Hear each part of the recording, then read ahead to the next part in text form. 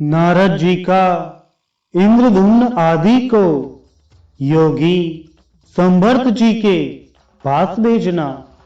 नारद जी कहते हैं, इंद्रधुम्न आदि के द्वारा मोक्ष साधन का स्थान पूछने पर मैंने उनसे कहा, तुम लोग महासंभर्त से यह बात पूछो, वे तुम्हें सब तीर्थों के फल की प्राप्ति कराने वाले तीर्थ स्थान का पता बताएंगे। वे बोले, योगी संभर्त जी कहां तपस्या करते हैं? यदि जानते हो तो बताइए। तब मैंने कहा, संभर्त मुनि काशी में रहते हैं। उन्होंने गुप्त वेश धारण कर रखा है। वे नंगे रहते और भिक्षान भोजन करते हैं। दिन के दूसरे पहर की पिछली घड़ी और तीसरे पहर की पहली घड़ी को कुतप काल कहते हैं। उसके बाद ही वे निकलते हैं और हाथ में ही भिक्षा लेकर उसे भोजन करते हैं। उनके पास किसी प्रकार की वस्तु का भी संग्रह नहीं है। वे प्रणव वाच्य पर ब्रह्म परमेश्वर का ध्यान करते रहते हैं। सायंकाल वन में रहते हैं, किंतु कोई भी मनुष्य उन योगीश्वर संभर्त जी को पहचान नहीं पाता।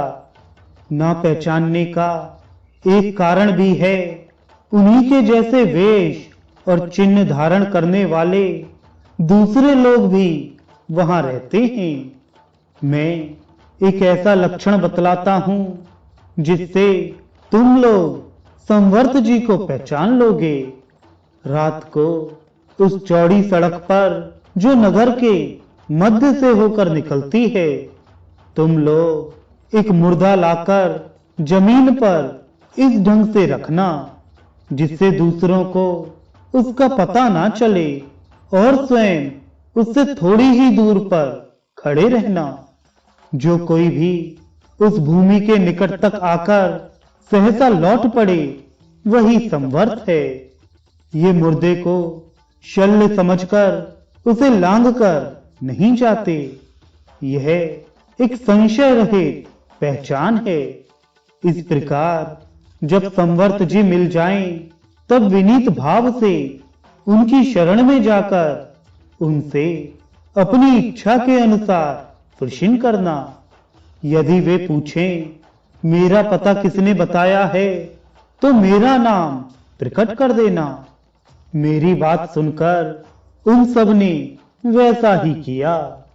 काशीपुरी में पहुंचकर मेरे बताए अनुसार संभर्त को देखा। उनके रखे हुए शव को देखकर संभर्त जी भूख से व्याकुल होने पर भी सहसा लौट पड़े। तब वे उन्हें पहचान कर शीघ्रता पूर्वक उनके पीछे गए। सड़क पर चलते हुए संभर्त को पुकार कर कहते जाते थे, ब्राह्मण क्षण भर के लिए खड़े तो हो जाइए। परंतु वे उन्हें फटकारते हुए चले जाते थे। साथ ही यह भी कहते जाते थे, अरे तुम सब लोग लौट जाओ। भागते भागते जब वे बहुत दूर चले गए, तब एक स्थान पर रुककर इस प्रकार पूछा, किसने तुम्हें मेरा पता बताया है? शीघ्र बताओ। तब उन्होंने कांपते हुए उत्तर दिया, नारद जी ने बताया है। तब संभर्त ने पुनः मार्कंडे आदि से कहा, मेरे रास्ते का शल्य हटा दो, मैं भूखा हूं। पुनः पुरी में भिक्षा के लिए जाऊंगा। तुम्हारा प्रश्न क्या है, उसे भी कहो। वे बोले, महामुनि, हम आपकी शरण में आए हैं। कृपया हमें ऐसा कोई उपाय बताएं जिससे हम लोग आपके अनुग्रह से मोक्ष प्राप्त कर लें। जिस तीर्थ में जाकर मनुष्य सब तीर्थों का फल प्राप्त कर लेता है, उसका नाम बताइए, जिससे हम सब लोग जाकर वहीं रहें।